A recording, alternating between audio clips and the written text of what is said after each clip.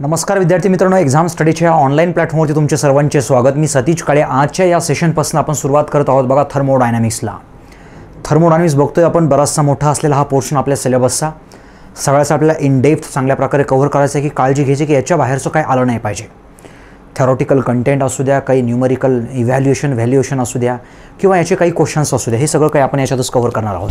Okay, proper diagram, separate notebook असणं अपेक्षित आहे तुमच्या साईडनं, एवढं एक्सपेक्टेड आहे। थर्मोडायनामिक्स बरोबर आहे की नाही, बरंचसं स्टडी करायचं आहे आपल्याला याच्यामध्ये।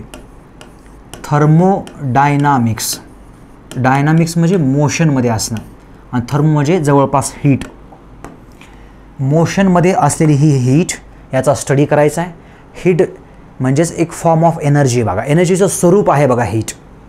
ओके ना, एनर्जी ट्रान्सफॉर्मेशन, एनर्जी ट्रान्सफर करणं त्याच्या वेगवेगळ्या स्वरूपात करत असून आपण हीटच्या फॉर्मॅटमध्ये करतो, वर्कच्या फॉर्मॅटमध्ये करतो। हीट ट्रान्सफर करणं म्हणजे एनर्जी ट्रान्सफर करणंच असं असते बघा। वर्क ट्रान्सफर करणं, वर्क करणं किंवा वर्क करून घेणं म्हणजेच एनर्जी फॉर्मेशनच आहे, एनर्जी ट्रान्सफॉर्मेशनच आहे, सोपंसं। डायनामिक्स म्हणजे थर्मल एनर्जी ही मोशनमध्ये असणं, एका पॉईंटपासून दुसऱ्या पॉईंटमध्ये ट्रान्सफर होणं किंवा एका सिस्टममधनं दुसऱ्या सिस्टममध्ये ट्रान्सफर होणं, हे असं काहीतरी असलेलं हे थर्मोडायनामिक्स। थर्मोडायनामिक्समध्ये काय स्टडी करतो बरं आपण? थर्मोडायनामिक्समध्ये बघा त्याला वेगवेगळ्या स्वरूपात कसं सांगू शकतो बघा आपण। जो डिसऑर्गनाइज्ड फॉर्म असतो बघा एनर्जीचा, डिसऑर्गनाइज्ड फॉर्मॅट जो असतो एनर्जीचा, त्याला ऑर्गनाइज्ड फॉर्मॅटमध्ये कन्व्हर्ट करणं, ऑर्गनाइज्ड फॉर्ममध्ये कन्व्हर्ट करणं एनर्जीचा हा ट्रान्सफॉर्मेशनचा फॉर्म आहे बघा। ट्रान्सफॉर्मेशन नवीन शब्द आला, मग त्याप्रमाणे सुद्धा एनर्जी ट्रान्सफॉर्मेशन याचा स्टडी कुठं करतो आपण? थर्मोडायनामिक्समध्ये करतो बघा। एनर्जी ट्रान्सफॉर्मेशन, ट्रान्समिशन वेगळं आणि ट्रान्सफॉर्मेशन वेगळं। ट्रान्सफॉर्मेशन म्हणजे एका फॉर्मॅटमधनं दुसऱ्या फॉर्मॅटमध्ये, एका स्वरूपातनं दुसऱ्या स्वरूपात एनर्जीचं कन्व्हर्जन होणं। थर्मोडायनामिक्समध्ये आपण स्टडी करतो बघा ट्रिपल ईचा, असं म्हणलं तरी चालेल। 3 ई फार महत्त्वाच्या, वारंवार तुम्हाला सुरुवातीच्या 2-3 टॉपिक्समध्ये हे येणारच आहेत, त्रास देणारच आहेत बघा। त्याच्यामध्ये पहिलं आहे बघा इक्विलिब्रियम। इक्विलिब्रियमला शॉर्टमध्ये दिलं तुम्ही असं इक्विलिब्रियम। कुठलं इक्विलिब्रियम असते, काय असते बघूया आपण। मेकॅनिकल, थर्मल हे सगळंच इक्विलिब्रियम आपण याच्यामध्ये डिस्कस करणार आहोत बघा। नंतरचा ई जे असतं एकदम त्याच्यापासूनच आपण सुरुवात केली, ते आहे बघा आपलं हे एनर्जी। एनर्जी, एनर्जी तुम्हाला माहितीच ना, ऑब्वियसली एनर्जीचे 2 फॉर्मॅट मुख्यतः आपण बघणार आहोत बघा। एक आहे हीट आणि दुसरं आहे वर्क। वर्क करतोय मी, हात गरम होत आहेत म्हणजे एनर्जी तयार झाली की नाही, वर्कचं कन्व्हर्जन हे हीटमध्ये होणं, बरोबर। वर्कचं कन्व्हर्जन हे हीटमध्ये होणं आणि हीटचं कन्व्हर्जन हे वर्कमध्ये होणं, असं म्युच्युअली कन्व्हर्टिबल असले हे 2 फॉर्मॅट जे आहेत एनर्जीचे, त्याच्याविषयी आपल्याला जास्तीचा स्टडी करायचा आहे याच्यामध्ये। अशा वेगवेगळ्या डेफिनेशन्सद्वारे आपण ह्या थर्मोडायनामिक्सला समजू शकतो बघा। थर्मोडायनामिक्समध्ये पुढे काय बघायचं आपल्याला? सिस्टम, सराउंडिंग, बरीचशी बेसिक टर्मिनॉलॉजी आहे बघा एकदम सुरुवातीला येणारी, ती सगळी समजून घ्यायची आपल्याला व्यवस्थित। आणि नंतर वेगवेगळ्या टाईपच्या प्रोसेसेस, वेगवेगळ्या टाईपच्या सिस्टम्स या स्टडी करणार आहोत आपण। थर्मोडायनामिक्स सुरुवातीला बघितलं असतं आपल्याला पहिला लॉ, दुसरा लॉ, तिसरा लॉ, हे तर आहेच आहे नो डाऊट, पण ह्याच्यामध्ये काही येणार हे miscellaneous portions, I mean basic law आपल्याला स्टडी करायचा आहे। झिरोथ लॉ काय असतो, टेम्परेचरचा कॉन्सेप्ट काय असतो, आणखी त्याच्या संबंधित असलेले वेगवेगळ्या टेम्परेचर स्केल्स कुठल्या असतात, हे सगळं बेसिक आपण स्टडी करत मग वेगवेगळ्या प्रोसेसेसला आपण ॲप्रोच करूया। थर्मोडायनामिक्समध्ये असलेल्या वेगवेगळ्या प्रोसेस आहेत ज्यावरती क्वेश्चन विचारले जातात आपल्याला, त्यांचे इक्वेशन्स, त्यांचे स्लोप, त्यांचे काही न्यूमेरिकल इव्हॅल्युएशन असेल, हे सगळं आपल्याला विचारलं जाणार आहे बघा। हे सगळं आपण स्टडी करणार आहोत याच्यामध्ये। ओके, सुरुवात करूया आपण आपल्या ह्या थर्मोडायनामिक्सला। मग काय सांगायची का आपण, डेफिनेशन सांगायची का आपण ह्या आपल्या थर्मोडायनामिक्सची? यस, डेफिनेशनच्या टर्म्समध्ये जर आपण सांगितलं तर कसं सांगणार? Thermodynamics is the branch of the science which deals about the, it is the branch of science which deals about the energy interaction. एनर्जीचं इंटरॅक्शन याच्यामध्ये होणारच आहे नो डाऊट। एनर्जीचं इंटरॅक्शन होणं म्हणजे काय?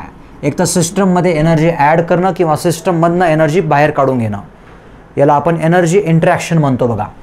आणि त्याचा इम्पॅक्ट बघायचा आपल्याला सराउंडिंगवरती आणि सिस्टमवरती काय इम्पॅक्ट होतो आहे, impact of the energy interaction.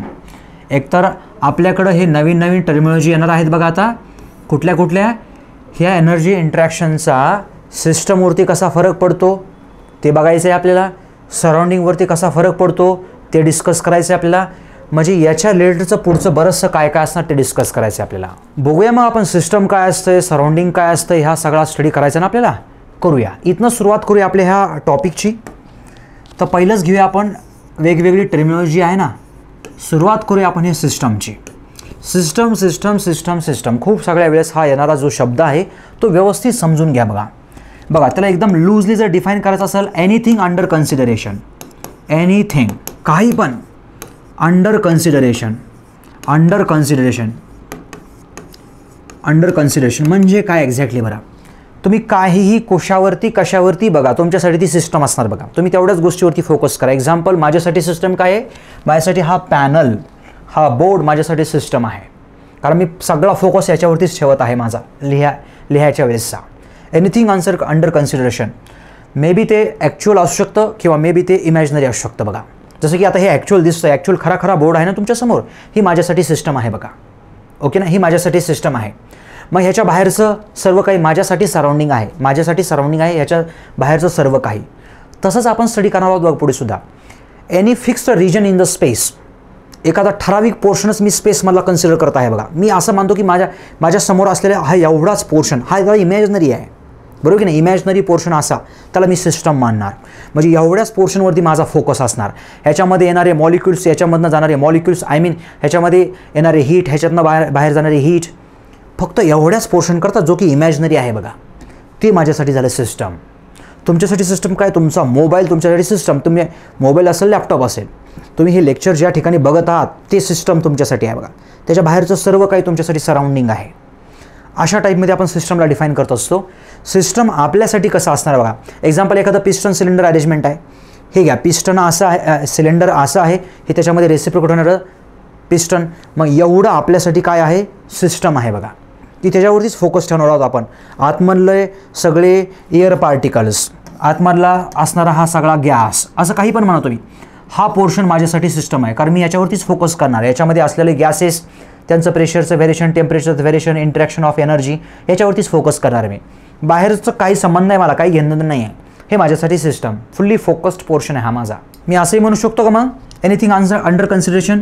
किंवा दुसरं आहे बघा, दुसरं काय आहे, any control space, any controlled space, controlled space, space in space, in space घ्या चालतं आहे. असं सुद्धा कुठलाही एखादा कंट्रोल्ड रिजन म्हणा किंवा कंट्रोल्ड स्पेस म्हणा, स्पेसमधला, ह्या पूर्ण हवेमधला असलेला कुठलाही एखादा, मी आता सांगितल्याप्रमाणे तो पोर्शन म्हणजेच काय असणार आपल्यासाठी, ही सिस्टम असते. बघा चला, सिस्टमविषयी तर बोललो मी थोडक्यामध्ये.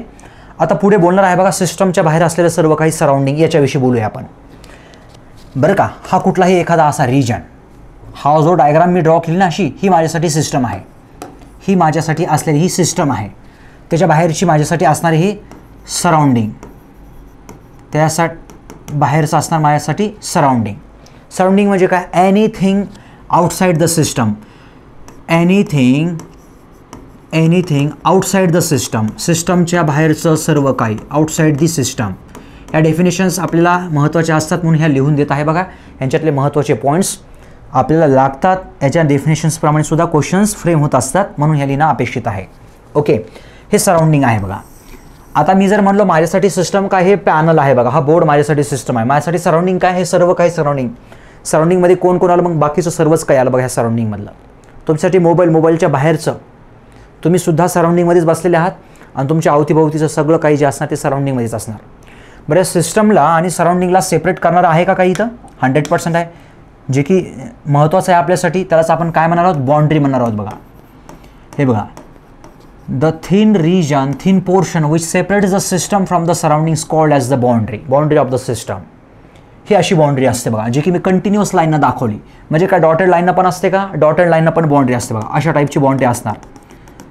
अशा टाईपच्या बाउंड्रीला काय म्हणणार आपण, इमॅजिनरी बाउंड्री म्हणतो. बघा इमॅजिनरी बाउंड्रीचं हे प्रेझेंटेशन आहे, that's called as the imaginary boundary. Okay, जी की युजफुल आहे. बऱ्याचशा ठिकाणी आपल्याला इमॅजिन करावं लागणार आहे. आता मी सांगितलं नाही तुम्हाला, हे समोरचा हा पोर्शन तुम्ही इमॅजिन करा, बरोबर की नाही. मग हे दाखवायचं कसं, हे सिस्टम दाखवायचं कसं, dot dot dot dot dotted लाईननं दाखवणार मी ह्याला असं, कारण इमॅजिनरी आहे.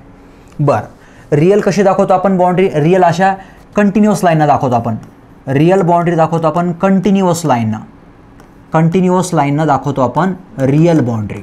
जी की खरीखरीच असते बघा. जशी की आता माझ्यासाठीचा हा जो बोर्ड आहे ह्याची खरेखरच एक आउटर एज आहे बघा अशी, जी की खरीखरीच बाउंड्री आहे. तुमच्या मोबाईलचं पण एक स्क्रीन आहे, स्क्रीनच्या बाहेरचा पोर्शन, स्क्रीन जिथं संपते तिथं आहे ना पोर्शन प्लास्टिकचा, हा तो तुमच्यासाठी झाला हा real boundary. Okay, real boundary सांगायची आणखी तुम्हाला. चला मी अशीही सांगेल जी की ही वारंवार मी वापरणार आहे बघा. एक्झाम्पल हे सिलेंडर आहे आणि एक्झाम्पल हे पिस्टन आहे असं काहीसं. ओके, मी जर समजा ह्या पोर्शनला जर मी सिस्टम म्हणणारच मी, इथं हे सिस्टम आहे बघा माझ्यासाठी. आतमध्ये मी डॉटेड लाईन काढल्या म्हणजे मला सांगायचं की तो कंट्रोल्ड स्पेस आहे बघा, एक ठराविक पोर्शन आहे, तो इथला ठराविक पोर्शन आहे, त्याला मी सिस्टम म्हणणार आहे बघा. ओके, ह्या उदाहरणामध्ये जर बघितलं तुम्ही बघा, ही बाउंड्री खऱ्या आहेत का नाही बरं.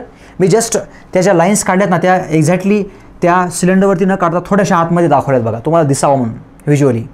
ओके, माझ्यासाठी काय आहे बघा, हे काय आहे, सर्व काही माझ्यासाठी ही बाउंड्री आहे बघा, ही बाउंड्री आहे. ओके, त्याच्यामध्ये ही कंटिन्यूस लाईन दाखवली आता मी, ही कंटिन्यूस लाईन दाखवतो, म्हणजे ही माझ्यासाठी झाली बाउंड्री. सेपरेट करते ना सिस्टमला सराउंडिंगपासून सेपरेट करते. आतमधली काय माझ्यासाठीची ही सिस्टम आहे बघा. ओके, आता याही बाउंड्रीमध्ये बघा तुम्ही, आता मी डॉटेड लाईननं दाखवली होती ना अगोदर, मी आता त्याला कॅन्सल करतो, मी कंटिन्यूस लाईननं दाखवलं बघायला, माझ्यासाठी ही सिस्टम झाली, परफेक्ट सिस्टम आहे. आता याच्यामध्ये ही जी कंटिन्यूस लाईन आहे म्हणजे तिची ऑब्वियसली कशी बाउंड्री असणार, ते रिअल बाउंड्री असणार. ह्यात सांगण्यात काही अडचण नसली पाहिजे तुम्हाला सुद्धा. आता ह्या बाउंड्रीमध्ये सुद्धा ही फिक्स्ड बाउंड्री बघा, ही फिक्स्ड आहे. हे मूव्ह होतं का, नाही मूव्ह होणार काय, हे खालचाच पोर्शन मूव्ह होणार, सिलेंडरमधलं हे पिस्टनच मूव्ह होणार, खालती वरती फिरणार ते.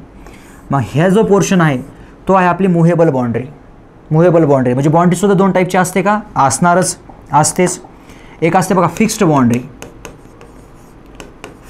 असते बघा एक. ओके, आणि दुसरी असणार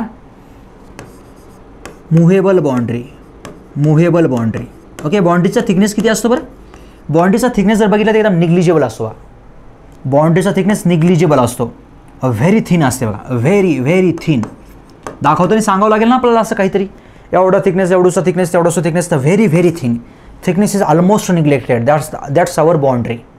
बरोबर की नाही. म्हणजे बाउंड्रीविषयी काय बोललो, एकतर आपली कंटिन्यूस लाईन दाखवलेली बाउंड्री म्हणजे रिअल, बरोबर की नाही. डॉटेड लाईन दाखवलेली इमॅजिनरी, आपल्याला इमॅजिन करावं लागणार तेवढा स्पेस. त्या बाउंड्रीमध्ये सुद्धा आपण फिक्स्ड बाउंड्री घेऊ शकतो, मूव्हेबल बाउंड्री घेऊ शकतो. त्या बाउंड्रीचा थिकनेस फार निग्लिजिबल असतो, कमी असतो, सो इत्यादी. म्हणजे वन स्ट्रोकमध्ये सांगायचं तर मी असं सांगेल की सिस्टम आहे, सराउंडिंग आहे आणि त्या दोघांना सेपरेट करणारी बाउंड्री असते.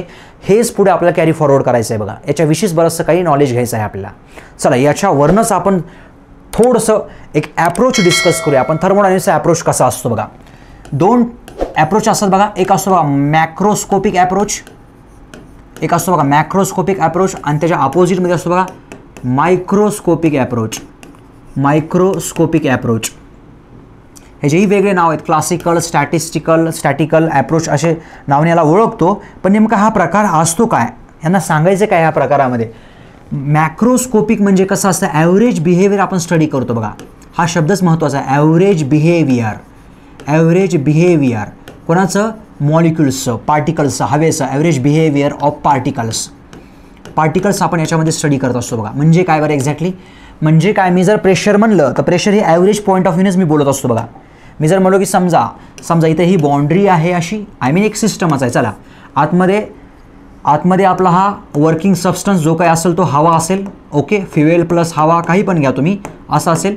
मी जर प्रेशर जर म्हणलं तर प्रेशर काय एका मॉलिक्युल्सचं नसतं बघा, ते टेम्परेचर एका मॉलिक्युल्सचं नसतं, ते ॲव्हरेज घेतलं जातं. ॲव्हरेज मीन्स सगळ्यांचंच ॲव्हरेज असतं, ते समप असतं बघा. हा स्टडी सोपा पण आहे करण्यासाठी आणि सगळ्या थर्मोडायनॅमिक्समध्ये आपण हाच फॉलो करणार आहोत.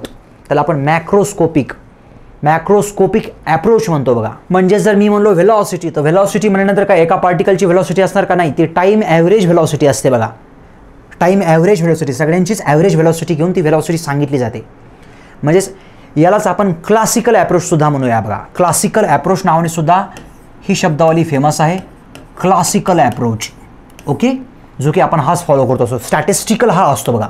हा स्टॅटिस्टिकल ॲप्रोच म्हणजे एक्झॅक्टली काय होतं बरं याच्यामध्ये, स्टॅटिस्टिकल ॲप्रोचमध्ये काय होतं बरं एक्झॅक्टली, तर याच्यामध्ये आपण एका इंडिव्हिज्युअल पार्टिकलला ट्रेस करतो, एका पार्टिकलच्या मागे राहून त्याचा अभ्यास करतो, जो की थोडासा टाईम कन्झ्युमिंग आहे. अशाच टाईपचा ॲप्रोच फ्लूइड मेकॅनिक्समध्ये सुद्धा बघितला आहे बघा आपण. लॅग्रेंजियन अप्रोच, तुम्हाला आठवत असेल. ओके, बरेचसे काय काय बघितलं आपण.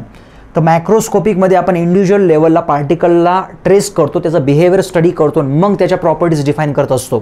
तो मायक्रोस्कोपिक अप्रोच असतो बघा.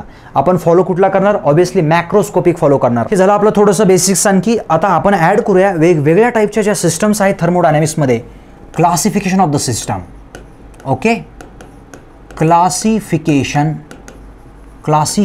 Of systems. कुठल्या वेगवेगळ्या टाईपच्या सिस्टम्स आपल्याला स्टडी करायच्या आहेत. सिस्टमविषयी तर आपण बोललेलो आहोत ऑलरेडीच. कुठल्या वेगवेगळ्या टाईपच्या आहेत ह्या थोडक्यात तुम्ही समजून घ्याव्यात. ओके, याला आपण समजून घ्यावं व्यवस्थितपणे.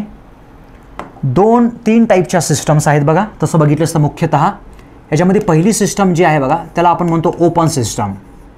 ओके, 3 सिस्टमचे मुख्य टाईप. ओपन सिस्टम, दुसरं असतं बघा क्लोज्ड सिस्टम, आणि तिसरं असतं बघा हे आयसोलेटेड सिस्टम. आयसोलेटेड सिस्टम कशानुसार यांना कॅटेगोराईज केलं बरं आपण? तर यांना कॅटेगोराईज केलं एनर्जी इंट्रॅक्शनच्या बेसिसवरती आपण कॅटेगोराईज केलं. एनर्जी इंट्रॅक्शन्स म्हणजे काय बरं? तसं बघितलं तर एनर्जी इंट्रॅक्शन्स आपण आणखी जर पुढच्या बेसिसवरती जर गेलो, एनर्जी इंट्रॅक्शनमध्ये मासचं इंट्रॅक्शन पण येत असतं बघा. मासचं इंट्रॅक्शन पण येतं, हीटचं इंट्रॅक्शन पण येत असतं बघा. आणि प्लस ह्या दोघांनाच मिळून काय म्हणणार आपण? एनर्जी इंट्रॅक्शन म्हणणार आहोत बघा. एनर्जी इंट्रॅक्शन म्हणजेच काय? एक तर मासचं इंट्रॅक्शन होणं किंवा हीटचं इंट्रॅक्शन होणं, याच्या बेसिसवरतीच यांना कॅटेगोराईज केलं बघा. बघा, ओपन सिस्टम म्हणजे काय बरं? ओपन सिस्टम म्हणजे काय? क्लोज सिस्टम म्हणजे काय? खरं तर अगोदर क्लोज डिफाईन करणं अपेक्षित होतं. क्लोज सिस्टम म्हणजे काय? त्याच्यामध्ये मासचं इंट्रॅक्शन नसतं बघा. मासचं इंट्रॅक्शन असतं, हीटचं इंट्रॅक्शन होऊ शकतं. सिस्टमच्या आतमध्ये हीट येऊ शकते, सिस्टमच्या बाहेर हीट जाऊ शकते, ट्रॅव्हल करू शकते बाउंड्रीच्या अक्रॉस. पण मास म्हणजे हवा, पाणी, असं हे जे मास असतं ते इंट्रॅक्शन करू शकत नाही बघा. त्या सिस्टमला काय म्हणतो आपण? क्लोज सिस्टम म्हणतो. खरंच ही क्लोज केलेलीच असते. याचं बेस्ट एक्झाम्पल जर सांगायचं असेल तर काय? बेस्ट एक्झाम्पल जर सांगायचं असेल, एक्झाम्पल हे पिस्टन सिलेंडर अरेंजमेंट आहे बघा. विदाऊट एनी वॉल, फक्त आतमध्ये हवा आहे. हवा पिस्टन वरती गेला, हवा कॉम्प्रेस झाली, पिस्टन खालती आला, हवा एक्सपांड झाली. ओके, आणि बाहेरनं तुम्ही ह्याला हीट करू शकता बघा. बाहेरनं हीट ट्रान्सफर करू शकता, बट मास ट्रान्सफर करू शकत नाही. मास ट्रान्सफर करू शकत नाही. हीटसाठी सिम्बॉल आपण वापरणार आहोत क्यू. हीट ज्यूलमध्ये एक्सप्रेस करतो, मास केजीमध्ये एक्सप्रेस करणार. तर मासचं इंट्रॅक्शन इथे पॉसिबल नसतं बघा. Without any walls piston cylinder arrangement is the example of the close system. Okay, next आहे बघा ओपन सिस्टम. ओपन सिस्टममध्ये कसं असतं? मास पण येतं जातं, हीट पण येऊ जाऊ शकते, काही अडचणच नाही आहे. त्याचंच बेस्ट एक्झाम्पल काय आहे? पिस्टन सिलेंडर अरेंजमेंटच घ्या की ज्याला वॉल आहेत. इनलेट वॉल असते, एक्झिट वॉल असते. इनलेट वॉलमधनं आपण बघतो ना IC इंजिनमध्ये फ्युएल येतं, चार्ज येतो म्हणूया वाटलंच तर. हवा प्लस फ्युएल येतं. हवा प्लस फ्युएल म्हणजे चार्ज असतो, तो आतमध्ये येतो, कंबशन होतं, एनर्जी रिलीज होते खूप सगळी, आणि एक्झॉस्टच्या फॉर्मॅटमध्ये ते बाहेर जात असतं बघा. म्हणजे काय होऊ लागले? मास काहीतरी एंटर करत आहे, मास बाहेर जात आहे. पिस्टन सिलेंडर गरम होतं आहे, ते गरम झाल्यानंतर हीटसुद्धा बाहेर फेकली जाते बघा. बरोबर की नाही? हीट अशी बाहेर फेकली जाते, आतल्या साईडला मास एंटर करतं. हे बरंचसं काय काय होतं बघा. म्हणजे हीटचं इंट्रॅक्शन होतं, मासचं इंट्रॅक्शन होतं, देवाणघेवाण होते यांची. त्यालाच आपण काय म्हणूया? ओपन सिस्टम म्हणूया. नंतर असतं बघा आयसोलेटेड सिस्टम. आयसोलेटेड त्याच्या नावातच आहे बघा, आयसोलेटेड. त्याला आयसोलेट करून टाका म्हणजे कसं करा? ना त्याच्यामध्ये मास ट्रान्सफर करा, ना त्याच्यामध्ये हीट ट्रान्सफर करू द्या. दोघांनाही ब्लॉक करून टाका. हीट ट्रान्सफर पण होणार नाही, मास इंट्रॅक्शनसुद्धा होणार नाही, देवाणघेवाण काहीच नाही. एखादा एक्झाम्पल अशा टाईपचा जर तुम्ही एखादा थर्मॉस फ्लास्क बघितला तुम्ही, एकदम फुल्ली इन्सुलेटेड, एकदम प्रॉपरली इन्सुलेटेड असला हा थर्मॉस फ्लास्क. ओके, खूप स्ट्रॉंग टाईपचं इन्सुलेशन इथं प्रोव्हाइड केले. समजा तुम्ही असं हे या टाईपचं एडियाबॅटिक इन्सुलेशन म्हणा वाटलं सर त्याला, असं इन्सुलेशन प्रोव्हाइड केलं. आणि आतल्या साईडला तुम्ही काहीतरी ठेवलं, एक्झाम्पल चाय ठेवला, तुम्ही गरम पाणी ठेवलं, असं काहीसं. आपल्याला माहिती की याच्यामध्ये काय होतं? या गरम पाणी लवकर थंड होत नाही. बऱ्याचशा वेळानंतर गरम पाण्याचं टेम्परेचर कमी झालेलं असतं बघा. पण आपल्यासाठी थोडंसंच ऑब्झर्वेशन करायचं आपल्या. गरम पाणी काय करणार? हीट बाहेर एक्सचेंज करणार नाही बघा. म्हणजे तापमान त्याचं कमी होणार नाही, जवळपास त्याचं मेंटेन राहतं बघा तापमान. आणि मास तो ऑब्व्हियसली जाणारच नाही. Neither mass nor energy nor heat interaction, दोघांचं पण इथं इंटरॅक्शन होत नाही. हे त्याचं एक्झाम्पल झालं. आणखी बाकीचे काही एक्झाम्पल कप ऑफ टी तुम्ही जर ठेवला ओपन सिस्टममध्ये, अ कप ऑफ टी ह्यावर तुम्ही असा, त्याच्यामध्ये हे घ्या गरम चाय ह्या असा, आणि ओपन ॲटमॉस्फिअरला ठेवा बरं तुम्ही. ह्या टीमधनं, ह्या चायमधनं वरच्या साईडला ह्या वाफा जातील, बरोबर आहे की नाही? हे व्हेपर्स पास होतील बघा, म्हणजे मास चाललं आहे, सरळ सरळ तुम्हाला दिसते मास चाललं आहे, आणि हीट पण जात असते बघा, सोबतच हीट पण ट्रॅव्हल करत असते बघा, अशी ह्याच्यासोबत पण जाते, आणि वेगळ्या फॉर्मॅटमध्ये म्हणजे कन्व्हेक्शनच्या फॉर्मॅटमध्ये सुद्धा हीट जात असते बघा, कन्व्हेक्शनच्या फॉर्मॅटमध्ये, रेडिएशनच्या फॉर्मॅटमध्ये, म्हणजे हीट पण चाललं आहे आणि मास पण चालला आहे.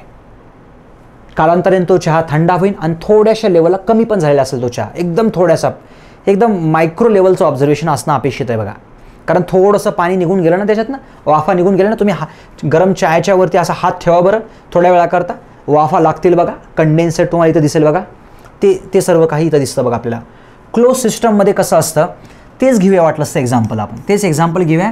हे घ्या, गरम चाय, पण त्याच्यावरती तुम्ही असं काहीतरी झाकण ठेवलं आहे बघा, वरनं प्लेट ठेवली तुम्ही अशी काहीशी, मग ह्याच्यामध्ये चाय तर थंड होणार बघा, ओपन ॲटमॉस्फिअरला ठेवलं ना तर चाय तर थंड होणार आहे, बट त्याच्या वाफा असतील, ते जे पाणी निघून चालू आहे ते त्या प्लेटलाच लागेल, आणि ते सिस्टममध्येच आपण कन्सिडर करूया बघा, याला आपण सिस्टमच कन्सिडर करूया, ही आपली सिस्टम आहे.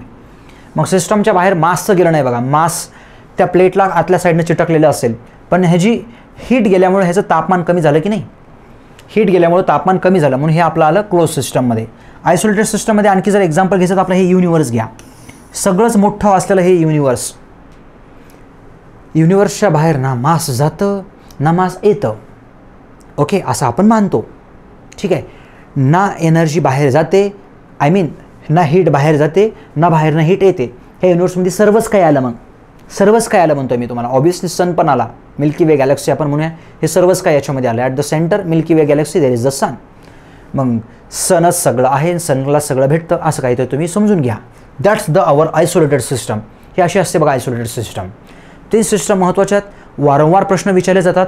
याच्यापेक्षाही जर दुसरे एक्झाम्पल्स तुम्हाला सांगायचे असतील, ओपन सिस्टमचे खूप सगळे एक्झाम्पल्स आहेत बघा, ओपन सिस्टमचे असलेले खूप सगळे एक्झाम्पल्स आहेत. एक्झाम्पल बघा आता, एक्झाम्पल टर्बाईन्स ओपन सिस्टमच आहे, पंप ओपन सिस्टमच आहे, सांगतो मी तुम्हाला, हे बॉयलर ओपन सिस्टमच आहे, कॉम्प्रेसर ओपन सिस्टमच आहे, सगळ्या ओपन सिस्टम आहेत ना. ह्या टर्बाईनमध्ये पाणी येतं, पाणी जातं, हीट इंट्रॅक्शन होतं, एनर्जी इंट्रॅक्शन होतंच ना.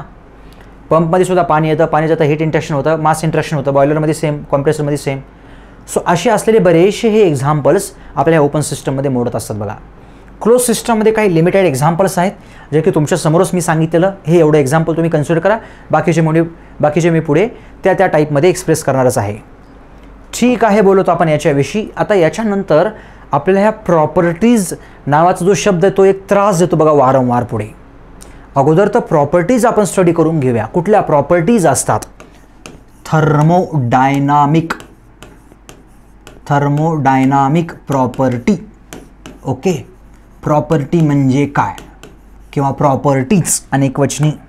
ओके, प्रॉपर्टी म्हणजे काय? प्रॉपर्टी म्हणजे अशा काही टर्म्स आहेत, प्रेशर, व्हॉल्यूम, टेम्परेचर, डेन्सिटी, बऱ्याचशा प्रॉपर्टीज आहेत बघा अशा, जे की आपण स्टडी करणार आहोत. त्यांना प्रॉपर्टीज का म्हणायचं बरं? त्या सिस्टमविषयी काहीतरी तुम्हाला माहिती प्रोव्हाइड करतात, ॲज अ सूत्राचं काम करतात बघा. सूत्राप्रमाणे असं झालं ना, सेम ही सूत्र आहेत बघा आपल्या इकडचे. हे सूत्र जे आहेत ना ते दोन टाईपचे असतात बघा, दोन टाईपच्या प्रॉपर्टी असतात बघा थर्मोडायनॅमिक्समध्ये. ह्या प्रॉपर्टी काय करतात? आपल्या सिस्टमविषयी माहिती सांगतात, सिस्टमचं प्रेशर किती, व्हॉल्यूम किती, म्हणजे त्याची कंडिशन सांगतात बघा थोडक्यामध्ये. ही सिस्टम कशा कंडिशनला आहे, कशा स्टेटला आहे. स्टेट हा शब्द मी पुढे वापरणारच आहे. कशा स्टेटला आहे. दोन टाईपच्या मुख्य प्रॉपर्टी असतात बघा. त्या मुख्य प्रॉपर्टीमध्ये पहिली प्रॉपर्टी सांगतो बघा मी तुम्हाला, इंटेन्सिव्ह प्रॉपर्टी. हे घ्या, इंटेन्सिव्ह प्रॉपर्टी. आणि दुसरी असते बघा एक्सटेन्सिव्ह प्रॉपर्टी. हे घ्या, एक्सटेन्सिव्ह प्रॉपर्टी म्हणजे काय एक्झॅक्टली, म्हणजे काय तेच तर स्टडी करायचं आपल्याला. हे घ्या, एक्सटेन्सिव्ह प्रॉपर्टी, इंटेन्सिव्ह प्रॉपर्टी म्हणजे अशी प्रॉपर्टी असते बघा. ही इंटेन्सिव्ह म्हणजे it is a completely independent of the mass, independent on मासवरती ही कशीच अवलंबून नसते. म्हणजे काय? छोटं मास असू द्या, मोठं मास असू द्या, आणखी मोठं असू द्या, ह्याचं ॲन्सर जेवढं छोट्या मासला असतं तेवढंच मोठ्या मासला असतं. सगळ्यात सोपं सांगू, सगळ्यात सोपं मास घेतलं ना आपण, डेन्सिटी, घनता, डेन्सिटी. समजा एखादा दगड घ्या, ओके, एकदम छोटूसा तुकडा घ्या, त्याचा मीडियम साईजचा तुकडा घ्या, धोंडा घ्या, आणखी मोठा दगड घ्या असा. ऑब्वियसली त्याची डेन्सिटीची घनता असणार ना, घनता एका स्पेसिफिक व्हॉल्यूमला असेल ती घनता. तर त्या छोट्या दगडाची घनता तेवढीच येणार, मोठ्याची तेवढीच येणार, त्याच्यापेक्षा मोठ्याचीही तेवढीच येणार. घनता, म्हणजे मास वाढलं म्हणजे काय, ह्याची व्हॅल्यू वाढत नसते बघा. It is a completely independent of the mass. मासवरती पूर्णतः अवलंबून नसणं, that is the first density. Okay, असे बरेचसे एक्झाम्पल्स आहेत बघा. जसं की मी सांगेल की याच्या एक्झाम्पल टेम्परेचर. ह्या रूममधलं टेम्परेचर तुम्ही मोजण्यास सुरुवात केली, एका कोपऱ्यातलं मोजलं, अर्ध्या रूमचं मोजलं आणि पूर्ण रूमचं तापमान मोजलं, काय वेगळं भेटणार का? तुम्ही सर मी छोट्याशाच कोपऱ्यातलं मोजलं, तिथं हवेचे मॉलिक्युल्स फार कमी होते, टेम्परेचर थोडंसं वेगळं भेटायला पाहिजे, मला कमी भेटायला पाहिजे. नाही, तिथंही सेम भेटणार तुम्हाला टेम्परेचर. अर्ध्या रूमचंही तेवढंच तापमान भेटणार, पूर्ण रूमचं सुद्धा तेवढंच तापमान भेटणार तुम्हाला. That is the temperature. त्याला आपण काय म्हणतो, इंडिपेंडंट ऑफ द मास. मासवरती किंवा मॉलिक्युल्सच्या संख्येवरती हे अवलंबून नाही आहे बघा. नंतर प्रेशर, सेम प्रेशर इथलं घ्या तिथलं घ्या, ह्या रूमचं कसंही प्रेशर तुम्ही मोजा तसंच असणार तुम्हाला. मासवरती अवलंबून नसतं हे काही. हा कार्यक्रम समजला तुम्हाला? बघा, ह्याला इंटेन्सिव्हला आणखी एक नाव आहे बघा, इंट्रेन्सिक म्हणतो आपण त्याला. इंट्रेन्सिक एक वेगळं नाव सुद्धा ध्यानात ठेवा, इंट्रेन्सिक असं असतं बघा. ओके, आणि हे एक्सटेन्सिव्ह प्रॉपर्टीविषयी बोलूया आपण. एक्सटेन्सिव्ह म्हणजे एक्सट्रेन्सिक मला वाटलं त्याला, एक्सट्रेन्सिक प्रॉपर्टी त्याला नाव दुसरं आहे बघा. ते कसं असतं बघा, कम्प्लिटली मासवरती अवलंबून असतं बघा. डिपेंडंट ऑन मास. मास किती आहे, मास वाढलं हे वाढतं, मास कमी झालं हे कमी होतं. सगळ्यात बेस्ट एक्झाम्पल काय बरं, व्हॉल्यूम. व्हॉल्यूम बघा बरं तुम्ही, आहे की नाही व्हॉल्यूम. एका ठराविक कशाचं एक ठराविकच तुम्ही मटेरियल घ्या, त्याचा व्हॉल्यूम बघा बरं. छोटी क्वांटिटी घेतली म्हणजे छोटं मास घेतलं, छोटं व्हॉल्यूम, मोठं मास घेतलं, मोठं व्हॉल्यूम. असं खूप सगळं आहे जे की आपल्याला स्टडी करायचं आहे आता मासवरती अवलंबून असलेलं. जसं की आहे बघा एनर्जी, सगळ्या टाईपच्या एनर्जी बघा तुम्ही. एनर्जी वाढते, मास वाढलं की त्याच्या टाईप सांगू बेस्ट. त्याचे बेस्ट टाईप सांगतो बघा, एकदम मस्त टाईप आहेत बघा. Kinetic energy, potential energy. Kinetic एनर्जीच्या फॉर्म्युल्यामध्येच आहे बघा ½ mv². पोटेन्शियल एनर्जीच्या फॉर्म्युल्याच आहे बघा mgh. म्हणजे मास वाढलं की पोटेन्शियल एनर्जी वाढणार, कायनेटिक एनर्जी मास वाढलं की वाढणार, व्हॉल्यूम. ह्या टाईपच्या ज्या टर्मिनॉलॉजी आहेत ना त्या सगळ्या एक्सटेन्सिव्ह प्रॉपर्टी म्हणून ओळखल्या जातात. एक्सटेन्सिव्ह प्रॉपर्टी म्हणून ओळखल्या जातात. चला इकडे मी आणखी काही घेतो बरं, आणखी काही घेतो के. की हा हीट ट्रान्सफॉर्मरला एक सिम्बॉल आहे बघा, थर्मल कंडक्टिव्हिटी. कॉपरचा रॉड घ्या बरं एक, त्या कॉपरच्या रॉडचा छोटा तुकडा घ्या किंवा मोठा रॉड घ्या, थर्मल कंडक्टिव्हिटीची व्हॅल्यू मात्र सेमच येणार तुम्हाला एका ठराविक टेम्परेचरला, बरोबर की नाही. 20 डिग्री सेल्सिअसला आपण बघितलं काहीतरी 384 आली, 380 आली, वॅट पर मीटर केल्विन अशी काहीशी आली. छोट्या तुकड्याला तेवढीच येणार, मोठ्या तुकड्यालाही तेवढीच येणार. ही आहे आपली थर्मल कंडक्टिव्हिटी. किंवा हे घ्या सी घ्या, C stands for the specific heat. त्याच्या नावात जर स्पेसिफिक असेल ना, त्या सगळ्या टर्मिनॉलॉजी इंटेन्सिव्हमध्ये येतात बघा. त्या सगळ्या प्रॉपर्टी इंटेन्सिव्हमध्ये येतात, ज्याच्या नावाच्या समोर स्पेसिफिक लागतं. Example specific enthalpy. खरं बघितलं तर नुसतं एन्थाल्पी जर लिहिलं मी इथं, एन्थाल्पी जर लिहिलं तर एन्थाल्पी कुठली प्रॉपर्टी आहे, मास डिपेंडंट म्हणजे एक्सटेन्सिव्ह प्रॉपर्टी आहे. आणि मी जर याला जर फक्त लावलं स्पेसिफिक एन्थाल्पी जर लावलं, जस्ट ती इकडं आली बघा, इकडे आली, डायरेक्टली इंटेन्सिव्हमध्ये एंट्री केली त्यांनी. कारण स्पेसिफिक म्हणजे एका ठराविक व्हॉल्यूम करता असतं किंवा ठराविक मास करता असतं ना ते. स्पेसिफिक व्हॉल्यूम कसं लिहितो आपण याला, कसं लिहितो आपण, मास अपॉन व्हॉल्यूम का व्हॉल्यूम अपॉन मास. स्पेसिफिक व्हॉल्यूमला आपण व्हॉल्यूम अपॉन मास लिहितो. स्पेसिफिक मास म्हणजे डेन्सिटी असतं बघा. स्पेसिफिक मास आहे, मास अपॉन व्हॉल्यूम आहे ते, एका ठराविक व्हॉल्यूम करचा मास, एका ठराविक व्हॉल्यूमसाठीचं मास स्पेसिफिक बनतं ते. म्हणजे ठराविक व्हॉल्यूम केलं तुम्ही त्याला. म्हणजे हे अशा टाईपच्या टर्मिनॉलॉजी ज्या आहेत त्या ह्या आपल्या ह्या इंटेन्सिव्हमध्ये येतात बघा. ओके, आणखी पुढे दोन एक्सटेन्सिव्ह प्रॉपर्टीचा जो रेशो असतो, ratio of extensive property. Extensive property कशामध्ये येतं, हे इंटेन्सिव्हमध्येच येतं बघा. तुमच्या समोरच एक्झाम्पल आहे बघा, मास अपॉन व्हॉल्यूम. मास हे एक्सटेन्सिव्ह आहे, व्हॉल्यूम हे एक्सटेन्सिव्ह आहे. ह्या दोघांचा रेशो म्हणजेच काय, इंटेन्सिव्ह प्रॉपर्टी. नवीन तयार झाली की नाही. अशा टाईपचे आपण कित्येक एक्झाम्पल्स आपण वर्कआउट करू शकतो. काय समजण्यासाठी, इंटेन्सिव्ह आणि एक्सटेन्सिव्ह समजण्यासाठी. आणखी एक दुसरी टर्मिनॉलॉजी तुम्हाला सोपी सांगितली जाते. तुम्हाला जर असं काहीसं जर कन्फ्युजन झालं समजा, तर काय करायचं, एक बॉक्स घ्यायचा असा. ओके, त्याच्यामध्ये सगळ्या प्रॉपर्टी लिहायच्या.